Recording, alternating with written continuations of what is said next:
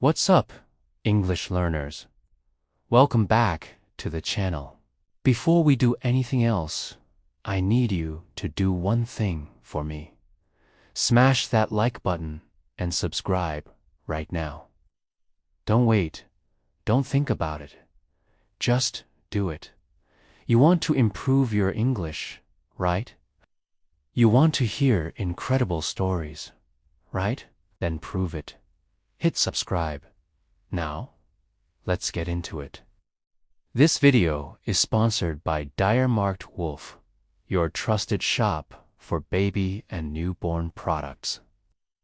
From soft sleeping bags to adorable safety helmets and educational toys, they've got everything to keep your little one happy and safe. Visit DireMarkedWolf.xyz to explore their full collection.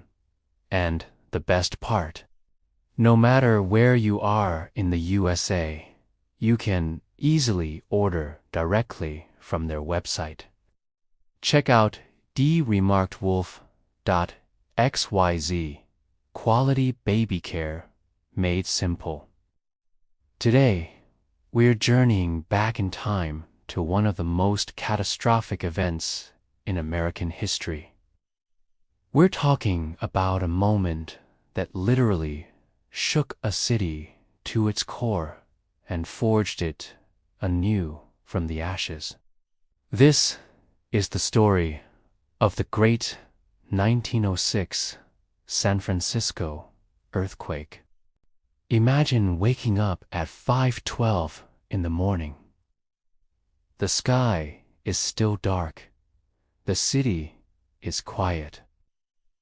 Suddenly, a violent jolt throws you from your bed. This wasn't just a tremor. It was a foreshock. For the next 20 to 25 seconds, a sense of dread fills the air. And then it happens. The main shock hits.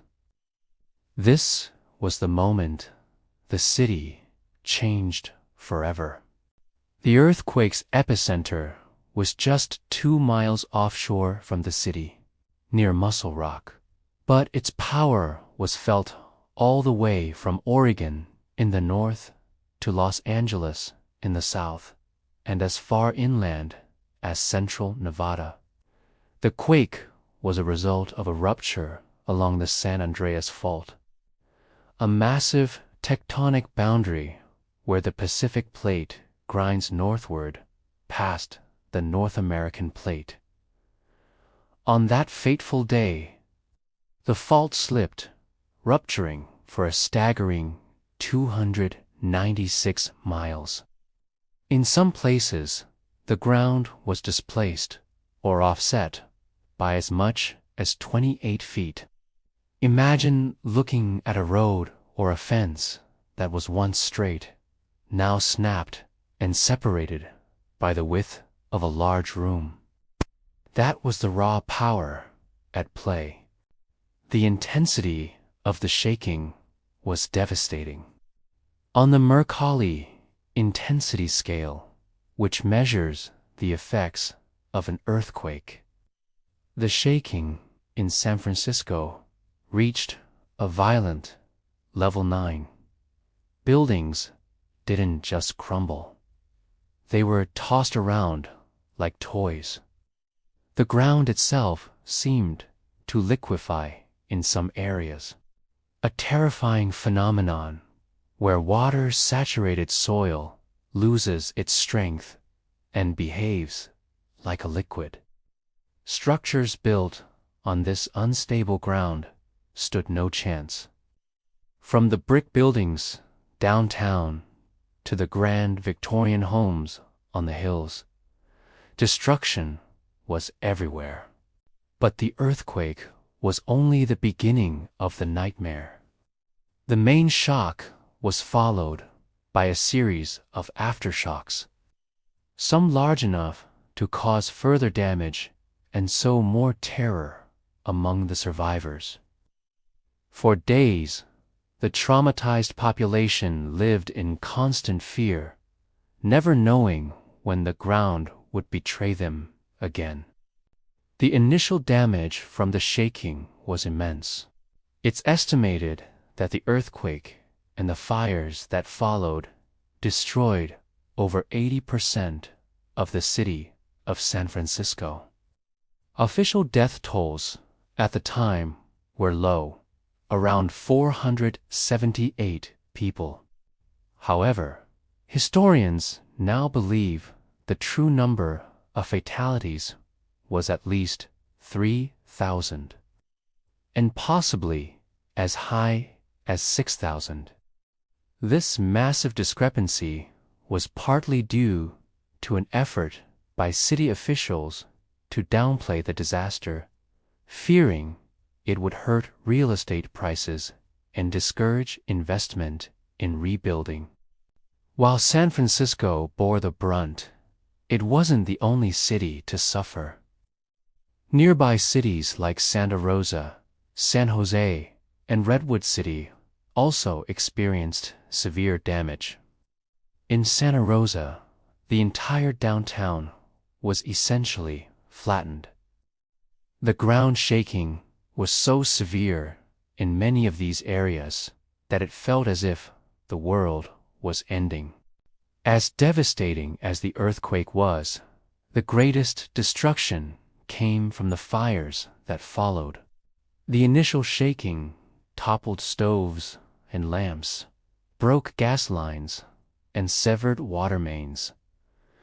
Within minutes, dozens of fires ignited across the city. With the water mains broken, the fire department was virtually powerless. Firefighters, who were heroes in this chaos, found the hydrants dry. They were forced to watch as small fires grew into massive infernos, converging into what became a terrifying firestorm. The fires burned for 3 days and 3 nights, consuming everything in their path. The glow was visible from miles away, a horrifying beacon of the city's agony. Desperate officials made a controversial decision to dynamite buildings in the path of the flames to create fire breaks. Unfortunately, this often did more harm than good.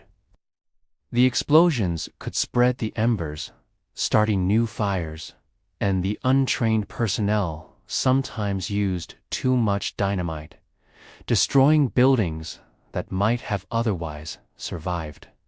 In the midst of this chaos, the city's residents had to respond. Over 225,000 people, more than half the city's population, were left homeless. They fled to parks like Golden Gate Park and the Presidio, setting up makeshift tent cities. They took refuge on beaches and open squares, anywhere they could escape the flames and the collapsing buildings. The military, under Brigadier General Frederick Funston, quickly declared martial law to maintain order and prevent looting, a move that was both necessary and controversial. Soldiers were given orders to shoot looters on sight, and while this helped curb crime, it also led to some tragic and unjust deaths. The aftermath was a scene of utter desolation. San Francisco, once the vibrant Paris of the West, was a smoldering ruin, but the spirit of its people was not broken. The call to rebuild was immediate and powerful. One of the most famous quotes from this period came from a local businessman who declared, "San Francisco will rise again from its ashes, greater and more beautiful than ever before." And it did. Reconstruction began almost immediately at a phenomenal pace. The city was determined to host the Panama Pacific International Exposition in 1915, a World's Fair that would showcase its rebirth to the world. This goal drove the rapid rebuilding effort. However, the new San Francisco would be different. Many of the ornate Victorian buildings were replaced with more modern, earthquake-resistant structures. The city's layout was debated, with some proposing grand, European-style boulevards. But the need for speed meant that the city was largely rebuilt on its old street grid. Housing the hundreds of thousands of displaced residents was a monumental challenge. The Army constructed 5,610 small redwood and fir earthquake shacks. These were meant to be temporary, but many residents grew attached to them. They painted their little homes in bright colors and planted gardens. Even today, you can find a few of these historic shacks scattered around the city. Relief efforts poured in from across the country and around the world. The U.S. government sent supplies, and private donations, led by tycoons like Andrew Carnegie and John D. Rockefeller, provided millions of dollars in aid. This relief was crucial for providing food, shelter, and medical care to the displaced population. One of the most complex parts of the recovery was insurance.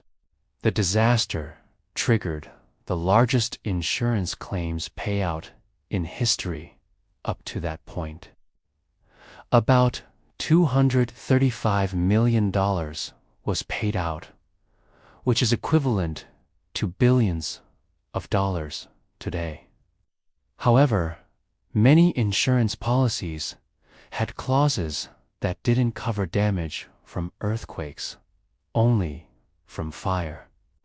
This led to a strange and widespread practice where property owners, whose buildings were damaged but not destroyed by the quake, would set them on fire to ensure they could collect on their insurance. It was a desperate act in a desperate time.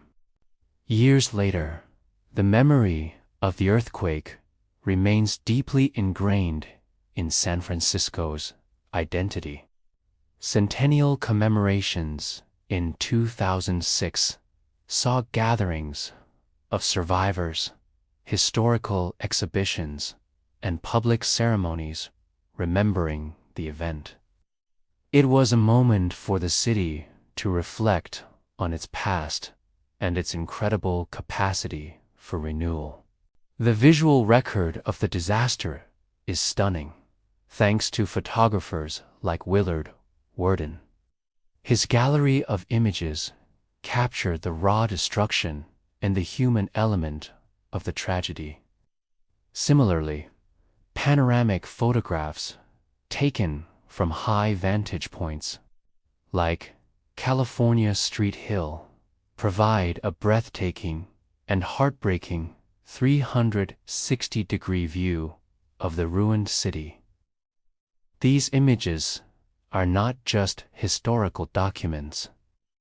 They are powerful works of art that convey the scale of the catastrophe. The 1906 earthquake has also left a lasting mark on popular culture. It has been the subject of numerous books, films, and songs.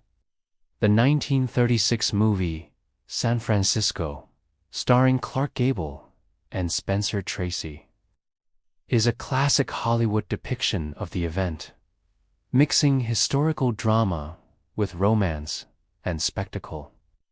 These stories help keep the memory of the earthquake alive for new generations, reminding us of the fragility of our cities and the strength of the human spirit. The great 1906 earthquake was more than just a natural disaster. It was a defining moment.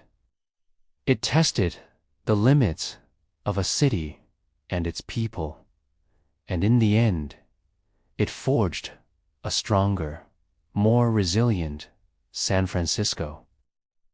It led to major advances in seismology and earthquake engineering, changing how we build our cities and prepare for the inevitable forces of nature. So, as you continue to learn English, remember stories like this. They are not just collections of words and facts. They are windows into the human experience. They teach us about history, science, and most importantly, about resilience. Thank you for joining me on this journey back in time. I hope you found this story as fascinating as I do. If you learned something new and improved your English along the way, make sure you show your support. Like this video, leave a comment with your thoughts, and most importantly, subscribe to the channel for more incredible stories. We'll see you in the next one.